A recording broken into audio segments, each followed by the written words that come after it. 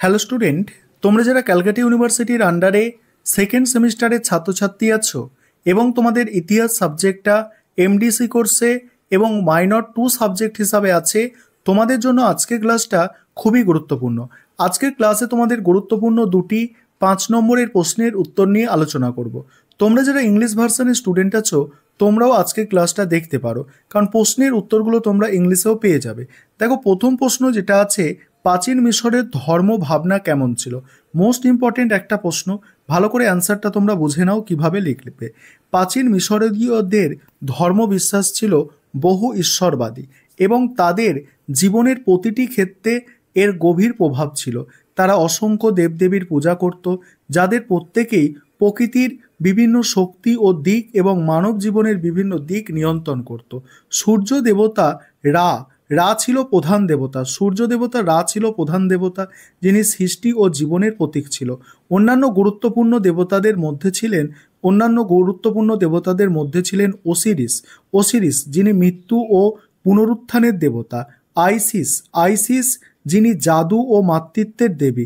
তারপর হোরাস, যিনি রাজকীয়তা ও সুরক্ষার দেবতা। এবং আনুবিস, যিনি মিতের অভিভাবক ও মণিকরণের সাথে যুক্ত ছিল। পরের কি বলা হচ্ছে দেখো, প্রাচীন মিশরীয়দের ধর্মবিশ্বাসের একটি গুরুত্বপূর্ণ দিক ছিল মৃত্যুর পরবর্তী জীবনের ধারণা। তারা বিশ্বাস করত যে মৃত্যুর পর আত্মা অন্য জগতে যাত্রা করে এবং যেখানে অনন্ত জীবন লাভ করতে পারে। এই বিশ্বাস থেকেই মণিকরণ এবং জটিল সমাধি নির্মাণের প্রথা প্রচলিত হয়েছিল। পিরামিড এবং অন্যান্য রাজকীয় সমাধিগুলি ফেরাওদের পরকালের জীবনের প্রস্তুতি হিসাবে তৈরি করা হতো ও মূল্যবান সামগ্রী দিয়ে সজ্জিত করা হতো। মন্দিরগুলো ছিল প্রাচীন মিশরের ধর্মীয় জীবনের কেন্দ্রবিন্দু। এখানে দেবদেবীর পূজা করা হতো এবং পুরোহিতরা ধর্মীয় আচার অনুষ্ঠান পালন করতেন। পুরোহিতদের সমাজের বিশেষ মর্যাদা ছিল এবং তারা ধর্মীয় জ্ঞান ও রীতিনীতি সংরক্ষণে গুরুত্বপূর্ণ ভূমিকা পালন করতেন। তারপরে আছে দেখো, ফেরাওদেরকে দেবতার মর্যাদা দেওয়া হতো এবং তিনি ছিলেন দেবতা এবং মানুষের মধ্যে মধ্যস্থতাকারী। ফেরাওকে হোরাসের জীবন্ত প্রতিরূপ হিসাবে মনে করা হতো এবং তার ভূমিকা ছিল রাজ্যে ন্যায় বিচার ও শৃঙ্খলা বজায় রাখা।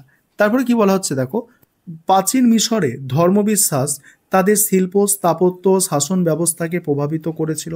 মন্দিরগুলির বিশালতা, মূর্তির কারুকার্য ও লিপিগুলিতে তাদের ধর্মীয় বিশ্বাস ও আচার অনুষ্ঠানের প্রতিফলন দেখা যায়। তাদের ধর্মীয় ভাবনা ছিল জটিল, সমৃদ্ধ, যা প্রাচীন মিশরীয় সংস্কৃতির একটি অবিচ্ছেদ্য অংশ। তারপরে কি বলা হচ্ছে দেখো, প্রাচীন চীনের সাং রাজবংশের আমলে চীনা ভাষার বিকাশ সংক্ষেপে আলোচনা করো। এই অ্যান্সারটা বুঝে নাও। নেক্সট প্রশ্ন আর কি, প্রাচীন চীনে সাং রাজবংশ আনুমানিক 1600 থেকে 1046 খ্রিস্টপূর্বাব্দ চীনা ভাষার বিকাশের ইতিহাসে এক গুরুত্বপূর্ণ পর্যায়। এই সময় চীনা লিখন পদ্ধতির প্রাচীনতম রূপের উদ্ভব ঘটে, যার প্রমাণ আমরা পাই ঝিনুক লিপি এর মাধ্যমে। ঝিনুক লিপি মূলত পশুর হাড় ও কচ্ছপের খোলকের ওপর খোদাই করা ভবিষ্যৎবাণীমূলক লিপি।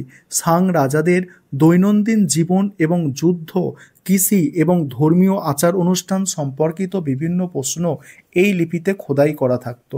এই লিপিগুলি থেকে আমরা সেই সময়ের চীনা ভাষার প্রাথমিক রূপ সম্পর্কে জানতে পারি। আরেকটা বিষয় তোমাদের এখানে বলার আছে, তোমাদের জন্য অনলাইন কোচিং ক্লাস চলছে। তোমরা যদি কেউ পেড ব্যাচে অ্যাডমিশন নিতে ইচ্ছুক থাকো বা স্টাডি মেটেরিয়াল পারচেস করতে চাও, সেক্ষেত্রে তোমরা নিচে স্ক্রিনে যে নম্বর দেখতে পাচ্ছ এই নম্বরে যোগাযোগ করে পেড ব্যাচে অ্যাডমিশন নিতে পারো বা স্টাডি মেটেরিয়াল পারচেস করতে পারো। এবারে তোমরা দেখো পরের অংশটুকু দেখে নাও। সাং যুগে লিপি মূলত চিত্রলিপি এবং ভাবলিপির প্রকৃতির ছিল, অর্থাৎ প্রতিটি অক্ষর কোনো বস্তুবাদ ধারণার প্রতিনিধিত্ব করত।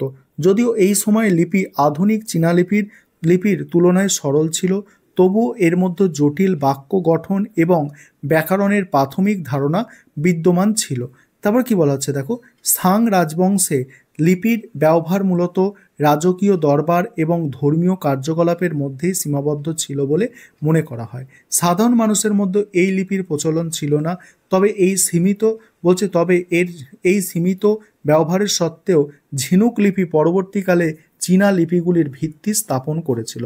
সাং যুগের পর ঝো ঝো রাজবংশের আমলে চীনা লিপি আরও বিকাশ ঘটে এবং বিভিন্ন প্রকার ব্রোঞ্জ লিপির ব্যবহার শুরু হয়, যা ঝিনুক লিপির তুলনায় আরও পরিশীলিত ছিল। তবে সাং রাজবংশে ঝিনুক লিপি চীনা ভাষার দীর্ঘ এবং অবিচ্ছেদ্য বিকাশের প্রথম গুরুত্বপূর্ণ ধাপ হিসাবে বিবেচিত হয়। এটি কেবল প্রাচীন চীনা ভাষার ইতিহাসেই নয়, বরং চীনা সংস্কৃতির এক অমূল্য নিদর্শন। এই ছিল তোমাদের গুরুত্বপূর্ণ দুটি প্রশ্নের উত্তর। এবার তোমরা যারা ইংলিশ ভার্সানের স্টুডেন্ট আছো তোমরা প্রশ্নের উত্তরগুলো দেখে নাও। আমি স্ক্রল করে যাচ্ছি, আর আমাদের ইংলিশ ভার্সানেও স্টাডি মেটেরিয়াল রেডি আছে। তোমরা যদি এই ধরনের কোয়ালিটির স্টাডি মেটেরিয়াল পারচেস করতে চাও, অবশ্যই স্ক্রিনে যে নম্বরটা দেখতে পাচ্ছ এই নম্বরে যোগাযোগ করে স্টাডি মেটেরিয়াল পারচেস করতে পারো। তোমরা দেখে নাও, সম্পূর্ণ প্রশ্নের উত্তরগুলো দেখে নাও।